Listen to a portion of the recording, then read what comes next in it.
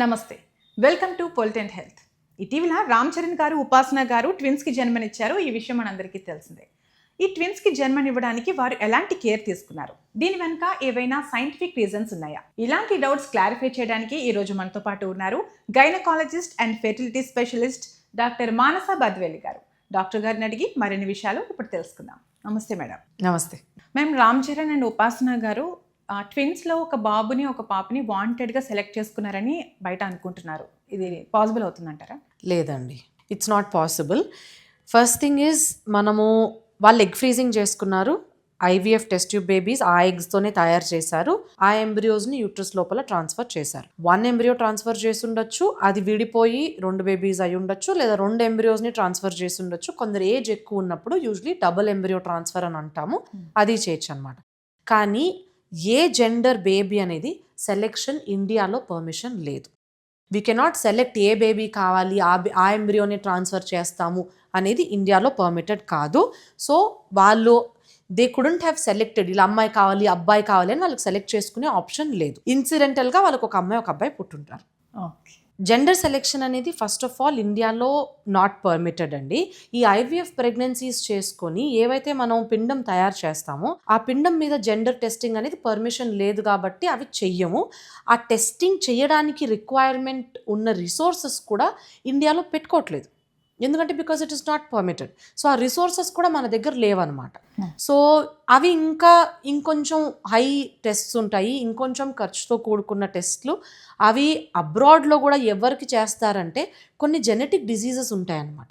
There are some diseases which inherited from family, అంటే పైన వాళ్ళ నుంచి కొన్ని డిసీజెస్ ట్రాన్స్ఫర్ అవుతాయి అన్నమాట.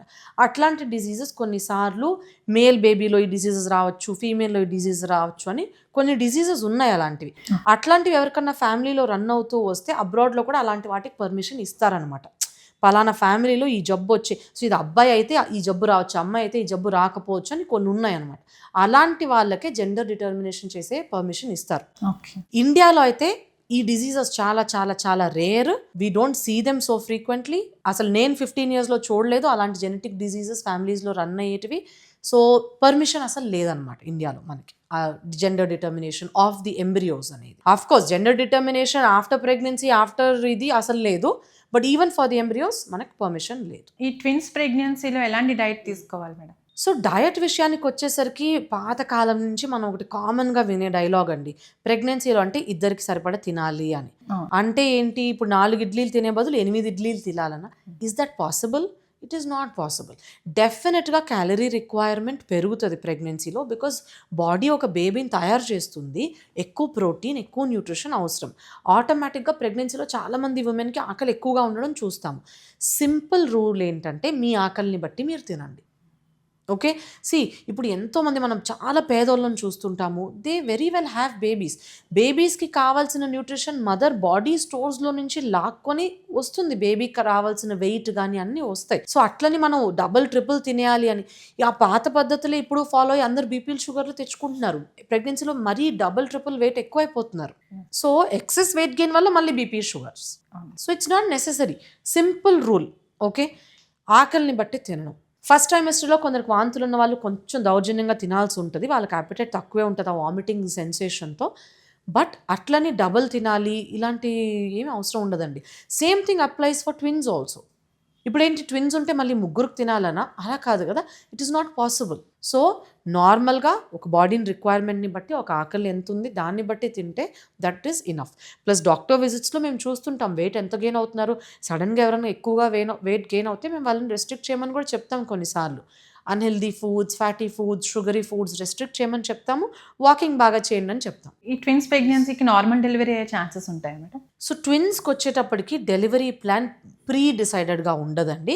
లాస్ట్లో 9వ నెల వచ్చినప్పుడు మేము ట్విన్స్ పొజిషన్స్ని అసెస్ చేస్తాం. సో ట్విన్స్ని ఎప్పుడు మేము ట్యాగ్ చేస్తాం అనమాట, ఫస్ట్ ట్విన్ ఏది, సెకండ్ ట్విన్ ఏది అంటే గర్భసంచి ఎంట్రన్స్ దగ్గరికి ఏదైతే బేబీ పార్ట్ క్లోజెస్ట్ ఉందో ఆ బేబీని ట్విన్ 1గా లేబుల్ చేస్తాం. కొంచెం దూరంగా ఉన్నది ట్విన్ 2 అయిపోతుంది. సో ఈ బేబీ ఏదైతే ద్వారానికి దగ్గరగా ఉందో ఆ బేబీ హెడ్ డౌన్ అంటే సెఫాలిక్ పొజిషన్ అంటాం. హెడ్ డౌన్ ఉంటే నార్మల్ డెలివరీ ట్రై చేయొచ్చు. Okay. So first baby head down ఉంటే నార్మల్ డెలివరీ ప్రయత్నాలు చేస్తాము, నార్మల్ డెలివరీ అవుతాయి కూడా. కానీ ఫస్ట్ బేబీ బ్రీచ్ డౌన్ అంటే బటక్ డౌన్ ఉంటే, లేదా 2 బేబీస్ అడ్డంగా ఉండి ఇలా సిచ్యువేషన్స్ ఉంటే మాత్రం there is no scope of a normal delivery. అప్పుడు వాళ్ళు స్ట్రేట్ అప్ సిజేరియన్స్ అవుతుంటాయి. అంటే ఈ ట్విన్స్ ప్రెగ్నెన్సీ అనేటప్పటికి డెలివరీ టైంలో రిస్క్ ఫ్యాక్టర్స్ ఎక్కువగా ఉంటాయని చాలా మంది భయపడుతూ ఉంటారు. నిజమేనా మేడం? సో ట్విన్స్ అంటే ఏంటి, ఇద్దరు పిల్లలు ఉండడంతో గర్భసంచి చాలా ఎక్కువగా పెద్దదైపోతుంది. మామూలుగా సింగిల్ బేబీ ఉన్నప్పుడు మనం 2.5 కేజీల నుంచి 3.5 కేజీలు రేంజ్లో చూస్తాం ఒక baby age size weight. If 2 babies ఉంటే 2 కేజీస్ అబవ్ ఉంటే we are talking about a total of 5 kg almost, sometimes more than 5 kgs. So అట్లాంటప్పుడు అంత పెద్ద గర్భసంచి స్ట్రెచ్ అయినప్పుడు ఈ పిల్లలు పుట్టిన వెంటనే గర్భసంచి కొంచెం హెవీ బ్లీడింగ్ అయ్యే రిస్క్ ఉంటుంది అనమాట. ఓకే. డెలివరీ అయిన వెంటనే గర్భసంచి ష్రింక్ అయిపోవాలి. ఎంత ఫాస్ట్గా ష్రింక్ అయితే మనకు అంత తక్కువ బ్లీడింగ్ అవుతుంది. ఓకే. సో ఇంత పెద్దగా ఓవర్ డిస్టెండ్ అయిన యూట్రస్ చాలా స్లోగా ష్రింక్ అవడంతో కొన్నిసార్లు హెవీ బ్లీడింగ్ రిస్క్ ఉంటుంది. పోస్ట్ పార్టమ్ హెమరేజ్ అని మనం అంటాం. ట్విన్స్లో చాలా కామన్గా చూస్తుంటాం బ్లీడింగ్ ఎక్కువ అవడం. సో మేము ముందు జాగ్రత్తగానే ట్విన్ ప్రెగ్నెన్సీస్ కానీ లేదా ఉమ్మనీరు ఎక్కువ ఉండిపోయి ఎక్కువ గర్భసంచి స్ట్రెచ్ అయిన వాళ్ళకి వీళ్ళందరికీ ముందు జాగ్రత్తగానే బ్లీడింగ్ ప్రికాషనరీగా ఇంజెక్షన్స్ కొన్ని ఇస్తామన్నమాట. So that it can shrink faster అని. ట్విన్స్ పుట్టిన తర్వాత ఆ మదర్కి ఎలాంటి ఛాలెంజెస్ ఉంటాయి మేడం తర్వాత పోస్ట్ ప్రెగ్నెన్సీ? సో మామూలుగానే post delivery it's a challenging phase any ఉమెన్కి. ఎందుకంటే బేబీని చూసుకోవడం is one of the hardest tasks అనమాట. బేబీని ఫీడ్ చేయడం ఎవ్రీ 2 hours కొత్తగా పుట్టిన బిడ్డకి ఫీడింగ్ చేయాలి. ఆ తర్వాత ఒక 20 నిమిషాలు బేబీని బర్పింగ్ చేయాలి. ఆ తర్వాత బేబీ పడుకుంటారనమాట.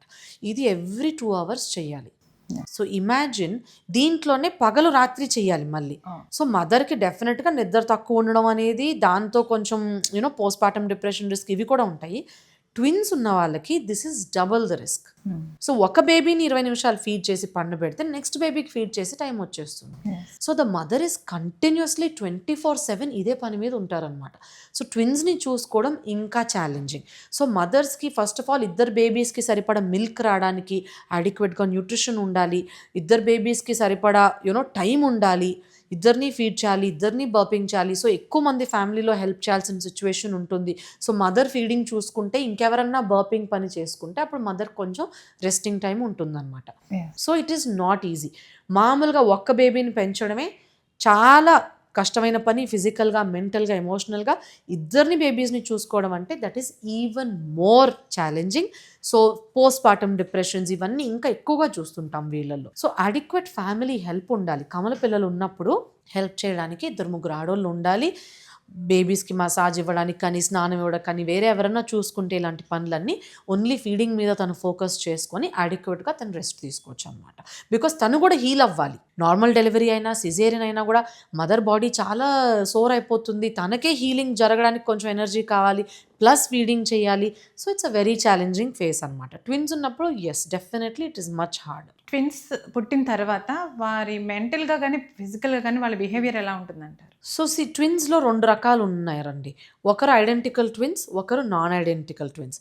ఐడెంటికల్ ట్విన్స్ అంటే ఇద్దరు ఒకేలాగా చూడడానికి సేమ్ ఉంటారు, ఒకే జెండర్ ఉంటారు. అంటే 2 అమ్మాయిలు కానీ 2 అబ్బాయిలు కానీ ఉంటారు.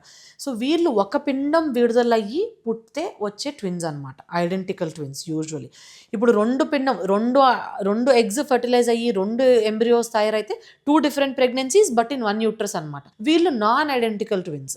అప్పుడు ఒక అమ్మాయి ఒక అబ్బాయి ఎలాగైనా ఉండొచ్చు, కొన్నిసార్లు 2 అబ్బాయిలు 2 అమ్మాయిలు కూడా ఉండొచ్చు వీళ్ళు. This we cannot guess.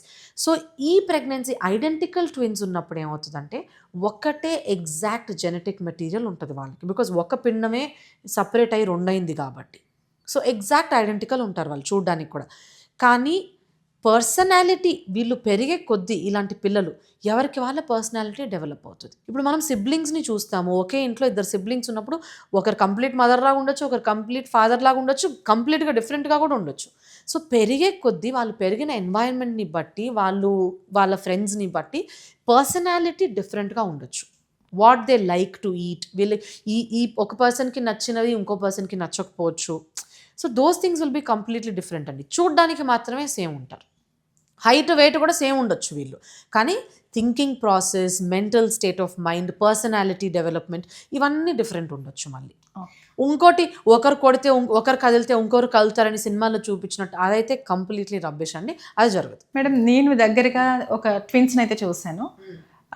అబ్బాయి అమ్మాయిలాగా బిహేవ్ చేసేవాడు, అమ్మాయి అబ్బాయిలాగా బిహేవ్ చేసేది. అంటే నడక తీరు కానీ మాట తీరు కానీ. ఫస్ట్ ఆఫ్ ఆల్ నడకలో అమ్మాయిలాగా నడవడం అబ్బాయిలాగా నడవడం ఏమి ఉండదండి. ఇప్పుడు మీరు అన్నారు ఒక అబ్బాయి ఒక అమ్మాయి అన్నారు, దాని అర్థం ఏంటి? వీళ్ళు నాన్ ఐడెంటికల్ ట్విన్స్, అంటే 2 డిఫరెంట్ ఎంబ్రియోస్ నుంచి పెరిగిన ట్విన్స్ అనమాట. సో వీళ్ళిద్దరు వేరే పిల్లల్లాగా, వేరే ప్రెగ్నెన్సీస్ లాగా కూడా అనుకోవచ్చు, ఎందుకంటే ఎవరి జెనెటిక్ మెటీరియల్ వాళ్ళది సపరేట్గా ఉంది. సో వీళ్ళు ట్విన్స్ లాగా కాకుండా విడిగా పుట్టినా కూడా వాళ్ళు అలా ఉండుండొచ్చు. ఓకే. సో ఇప్పుడు కొందరు అమ్మాయిల్ని మనం చూస్తాం, what ever genetics they have inherited, కొంచెం బిల్డ్ బాగా ఉండొచ్చు అమ్మాయిలు, కొందరు బాయ్స్ లీన్గా ఉంటారు.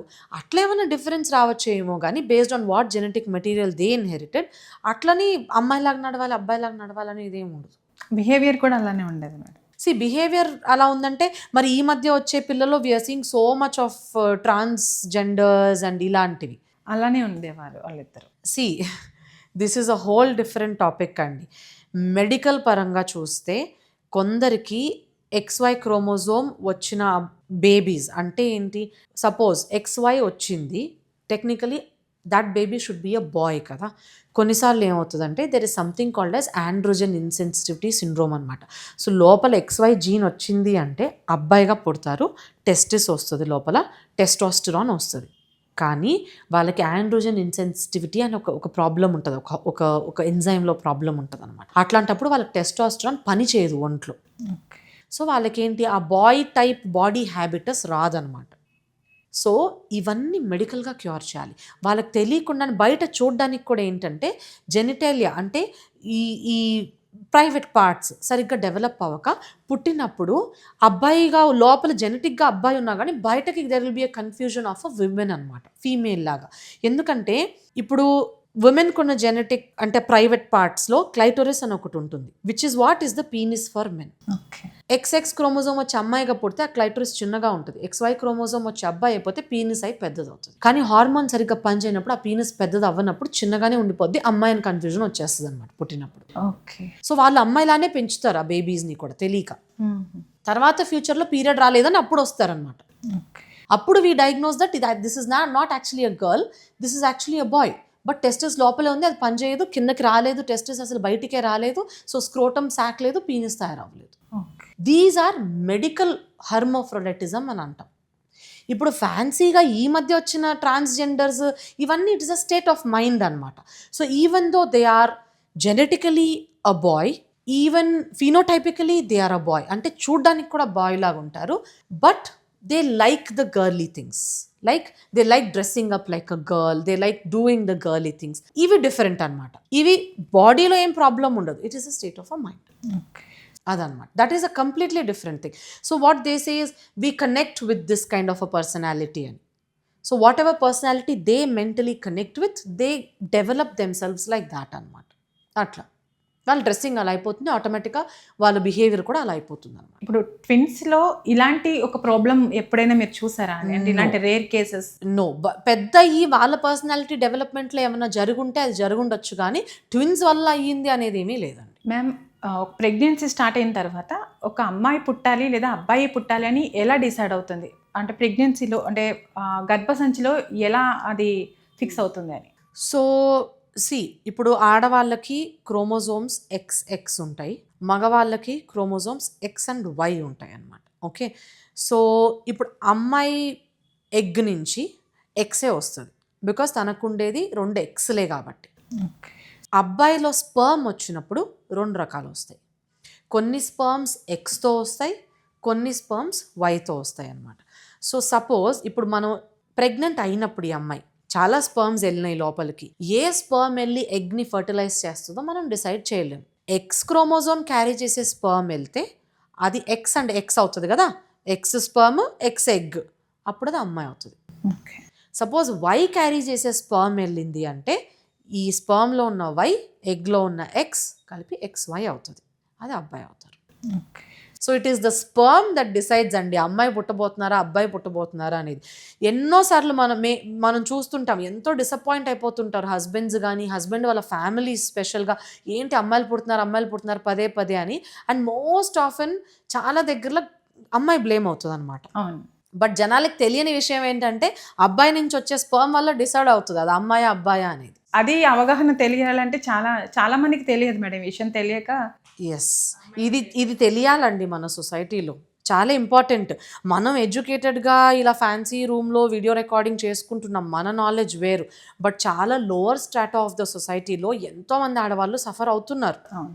పదే అమ్మాయిలు పుడుతున్నారని మనం ఇప్పటి వరకు కూడా ఇండియాలో ఫీమేల్ ఫీటిసైడ్స్ చూస్తున్నాము. చాలా మంది వేరే పెళ్ళిళ్ళు చేసుకోవడం కూడా చూస్తున్నాము. వేరే అమ్మాయిని పెళ్లి చేసుకుంటే అబ్బాయిలు పుడతారేమో నాకు అని, అవి కూడా జరిగినాయి, చాలా ఏళ్ళ నుంచి జరుగుతున్నాయి, ఇప్పటికి కూడా జరుగుతున్నాయి అన్నమాట. సో ఇలాంటి వాళ్ళకి ఇది ఇన్ఫర్మేషన్ దట్ వేరే అమ్మాయిని పెళ్లి చేసుకుంటే కాదు, అమ్మాయి వేరే అబ్బాయిని పెళ్లి చేసుకుంటే maybe there is a possibility ఏమో వేరే వై క్రోమోజోమ్ వస్తే. But even that is not guaranteed. Ma'am, twins ప్రెగ్నెన్సీకి సంబంధించి కంప్లీట్ ఇన్ఫర్మేషన్ ఇచ్చారు. Thank you so much ma'am. Thank you.